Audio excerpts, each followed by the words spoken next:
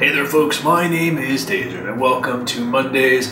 I'm extremely tired, but I do want to talk to you guys about some of the stuff that's been developing in terms of Five Nights at Freddy's 3. Now, there's been a lot of videos coming out, and I hate to be one of the people who's kind of jumping on the bandwagon for this, but I gotta say I'm getting hyped, I'm getting excited. So I can't help but want to talk about it. So I don't know when it happened, but just recently there was a change to the Scott Cawthon website where we have a new image. I will pop the image up now, and you can see that there's a new picture. It looks like a bunch of boxes and everything, or a box with a bunch of parts in it. And which, you know, with a little 3 on top, kind of confirming Five Nights at Freddy's 3. It looks like you can see parts of Mangle and Balloon Boy and all these different characters. But then, if you put it into Photoshop and brighten up the image, like by 200% or something, you'll notice a creepy looking like Freddy thing in the corner, which I will show now, or I've already shown, whatever. Anyway, so this thing kind of points towards what I actually think might be the theory that I had on this game, which is, you know, previously we saw some pictures that said like only one left, 30 years later, or something like that. So my theory on it being maybe just one animatronic that can do everything the other animatronics could do might actually be what's happening, and we have some kind of, I think Yami Mash put it best as like a Frankenstein monster that is like an amalgamation of all the different animatronics combined into one with like Freddy's head, because that's what it looks like. Look, it's Freddy's head. But anyway, so I think that theory might be true, and I'm pretty excited. If that ends up being it, then I'm gonna be pretty happy, because like I was kind of like, I mean, obviously the other people are going to have that theory too, but I felt kind of proud of myself. I was like, hey, maybe there's just going to be one animatronic. Yeah, it could mean there's only one game left, which probably it's the same thing, but it's a double meaning. One game left and only one animatronic. It's going to be a one-on-one, I think. The other thing is there's some people who have figured out, I think it was Cinnamon Toast Ken and PewDiePie both figured it. I think Ken figured it out first, but anyway, there was some ironic information about the fact that Five Nights at Freddy's 2 released 87 days after Five Nights at Freddy's 1, supposedly. I have not fact-checked any of this stuff, so if they were just making parodies, which some of them did, so, but they were saying, Pewds made this like parody video where he made up all these joke information about Five Nights at Freddy's, but then he's like, but actually that first one was something that Ken and I discovered, and we thought it was kind of interesting. And anyway, so if that's true, then it's possible that Five Nights at Freddy's 3 may come out 87 days after Five Nights at Freddy's 2, referencing the bite of 87, and people are saying that that would be on February 5th. Again, I have not looked at the legitimacy of any of these claims, but you know, if that's how it's working, that's pretty cool, and I really think that's some awesome, just meta stuff that's going on with the game, and I think that all these layers that this game has had is what keeps me so intrigued.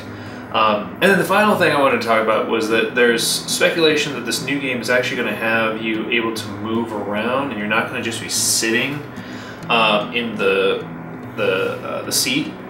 And so I was trying to think, I'm like, how on earth are they gonna, how is he gonna do that? You know, considering that the past 2 previous games have been using like pre-rendered backgrounds and stuff like that. And I was like, wait a minute, we've done that before. We've had pre-rendered backgrounds and have like movement. You know, look at Resident Evil, or what, and this is again a theory from me. What I think is gonna be is kind of like Myst, or some of the old point-and-click adventure games where you'll be sitting and there will be like maybe 2 arrows, one on the right, one on the left. And say you got 2 doors. Let's just go with 2 doors. For example, let's use the original Five Nights at Freddy's room. Okay, we'll go with that. You got your door on the right, you got your door on the left. So in this one, what I think when people are thinking that you're gonna be able to move around is there will be a little arrow and a little arrow on the right and left.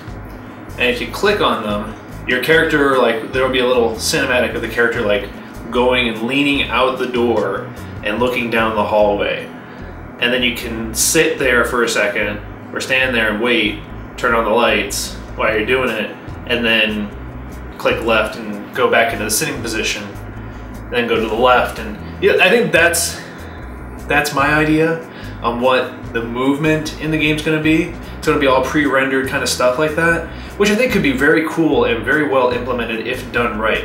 Because I just imagine like going and leaning to the right, and the minute you do, like, there's Freddy's face right in front of you. That would be a good scare. Like, that would be really well put together if that's what it is. So that's my theory on how that's all gonna work. I gotta say, like, I don't know. I'm really hyped for Five Nights at Freddy's 3. I'm very hopeful that it lives up to the first 2 games. I have been pleasantly surprised by that series. The first game was good and terrified me until I obviously just went and tackled it. The second one obviously didn't scare me as much. It still scared me, for sure. Goddamn marionette. But it was more familiar. So the third one will probably still be familiar, but as long as the gameplay keeps changing in ways that makes it fresh, or makes it more challenging, which has seemed to be what the Five Nights at Freddy's sequel did. Sequel, prequel, pre-sequel. Then, you know, by transitive property, then the third one should be even harder. So we'll see how it goes. I'm super excited for it.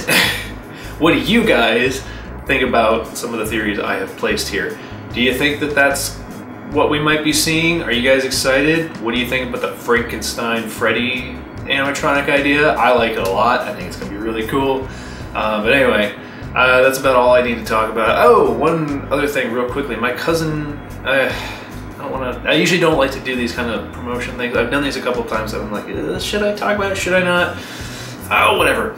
My cousin's actually doing this contest. It's called the NPR Tiny Desk Contest, I think. But anyway, we made a music video where he played a song, and it's been put in, and you can go watch the videos and, you know, get some exposure that way. And it's not, I don't know how the contest exactly works. I don't know if it's based on views. I don't know if it's based on, you know, the people who are running the contest watching every video and making a decision from there. I have no idea how it works. All I know is I shot a video, edited it, and we uploaded it. So if you guys want to see some of my directing and my videography skills outside of Let's Playing, you guys can go check that out. I'll leave a link in the description.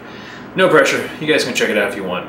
But anyway, that'll do it for this video. Thank you all so much for watching. You guys are what make this channel happen, and I thank you very much for that. And I will catch you in the next video.